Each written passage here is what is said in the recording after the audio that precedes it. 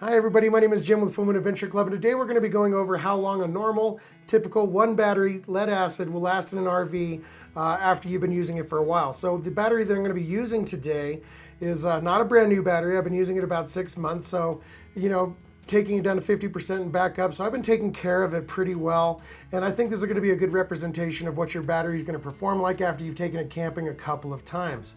Now this is just a regular, cheap, $100 Walmart Max battery, and it's a 29 DC group, and it has about 110 amp hours inside of it. Now, what we're going to be doing is I'm going to turn on some different things inside the RV. I'm going to turn on 2 LED bulbs, 2 incandescent bulbs, a 12-volt fan, and also my stereo with a little pop-up LED display at a moderate volume with no amplifier on.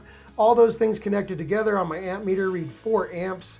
4.2 amps. So we know what our amp draw is per hour, and we're just gonna set up a timer on a little display I have for my GoPower solar unit, and that's gonna give us a percentage readout, and then I'll switch to voltage and we can kind of go over that real quick. For those of you that just really want to know the answers real fast, initial testing was about an hour to 50%, then an hour and a half to, what it said was 0%, and then I took it all the way down, and we got to about 6 hours as the battery was being damaged, diving well below the recommended voltage level. So if that's all you really want to know, there you go. But for the rest of us, we're going to dive into the testing and kind of check that out and see what was going on, and we will jump into that right now. I'm going to put a little helpful display up above me here, and this is actually what batteries, the voltage in a battery is according to what percentage you have left, because you're only supposed to discharge lead acid batteries to 50% and then take them back up. If you want a lot of cycles, that's what you're supposed to do. If you take them down to 0%, they're not going to last nearly as long. And if you take them all the way down to they're dead, they're not going to last long at all. And we're going to be doing that to the battery today, just so I can kind of tell you what I mean. So what we're going to do is put the camera up there and turn on these 6 items. So we got the 2 LEDs, the 2 incandescents, the fan, and the stereo with the little LED monitor, and we're reading 4 amps, and we're going to start that clock. And it does not take long at all with this older battery. Brand new, you're going to have different results for a couple of trips. But then it's going to kind of start to look like this, and I can tell you from experience, I've used a lot of these batteries back in my earlier days, and this was pretty typical results. So at 4 amps, letting it go, we got down to 50% at let's see here, an hour and 6 minutes, 50%. And that's not a lot of time, really. After just running those few things, no energy coming in whatsoever, no solar, no nothing, and a slightly older battery, an hour and 6 minutes to 50%. Time to recharge is what you're supposed to do there. But we're going to go ahead and take it down to what this is going to call 60%. Basically, when it got to 50%, the battery was probably at about 12.2 volts, and we started at 12.6. So that's at 50%. Now we're going to keep on going down, and at an hour and 35 minutes, we were at 0% according to the GoPower display.